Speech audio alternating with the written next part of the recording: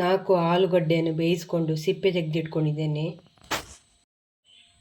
4 ಹಸಿಮೆಣಸನ್ನು ಸಣ್ಣಗೆ ಕಟ್ ಮಾಡಿದ್ದೇನೆ. ಮತ್ತು ಸ್ವಲ್ಪ ಶುಂಠಿ, ಸ್ವಲ್ಪ ಕೊತ್ತಂಬರಿ ಸೊಪ್ಪು ತಗೊಂಡಿದ್ದೇನೆ. 4 ನೀರುಳ್ಳಿಯನ್ನು ಸಣ್ಣಗೆ ಕಟ್ ಮಾಡಿ ಹಿಡ್ಕೊಂಡಿದ್ದೇನೆ.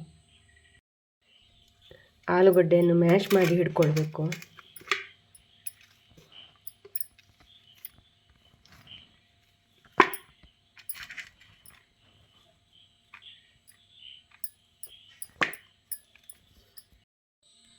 ಮುಕ್ಕಾಲು ಚಮಚ ಧನಿಯಾ ಪುಡಿ, ಮುಕ್ಕಾಲು ಚಮಚ ಜೀರಿಗೆ ಪುಡಿ, ಅರ್ಧ ಚಮಚದಷ್ಟು ಅರಸಿನ ಪುಡಿ, 2 ಚಮಚದಷ್ಟು ತುಪ್ಪ ತಗೊಂಡಿದ್ದೇನೆ. ಅದಕ್ಕೆ ಜೀರಿಗೆ ಮತ್ತು ಸಾಸಿವೆಯನ್ನು ಹಾಕ್ತಾ ಇದ್ದೇನೆ.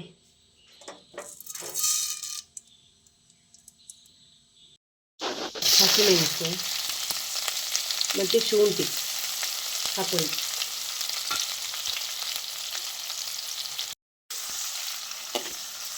ಇದನ್ನೀಗ ಫ್ರೈ ಮಾಡ್ಕೊಳ್ಬೇಕು. ಇದಕ್ಕೀಗ ಈರುಳ್ಳಿ ಹಾಕ್ಕೊಳ್ತೇನೆ. ಇದನ್ನೀಗ ಫ್ರೈ ಮಾಡ್ಕೊಳ್ಬೇಕು. ನೀರುಳ್ಳಿ ಫ್ರೈ ಆಗುವಾಗವೇ ಅದಕ್ಕೆ ಬೇಕಾದಷ್ಟು ಉಪ್ಪು ಹಾಕ್ಕೊಳ್ತೇನೆ. 2 ಚಮಚದಷ್ಟು ಹಾಕ್ಕೊಂಡಿದ್ದೇನೆ. ನೀರುಳ್ಳಿ ಆಗ ಬೇಗ ಫ್ರೈ ಆಗ್ತದೆ. ಇದು ಫ್ರೈ ಆಗಿದೆ. ಈ ಮಸಾಲೆಯನ್ನು ಹಾಕ್ಕೊಳ್ತೇನೆ.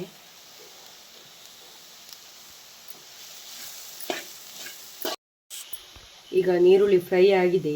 ಇದಕ್ಕೆ ಮ್ಯಾಶ್ ಮಾಡಿಕೊಂಡ ಆಲೂಗಡ್ಡೆ ಹಾಕ್ಕೊಳ್ತೇನೆ.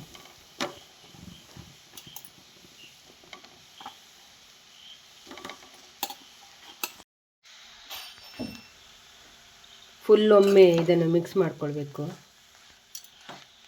ನೀರು ಹಾಕ್ಕೊಳ್ಬಾರ್ದು.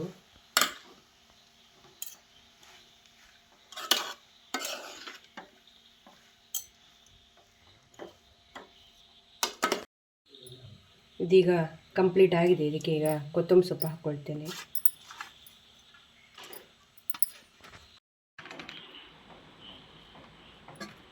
ನಾವು ಮಾಡಿಕೊಂಡ ಬಾಜಿಯನ್ನು ಇದಕ್ಕೆ ಹಾಕಿ ಹೀಗೆ ನೀಟಾಗಿ ಅದನ್ನು ಅಪ್ಲೈ ಮಾಡಬೇಕು.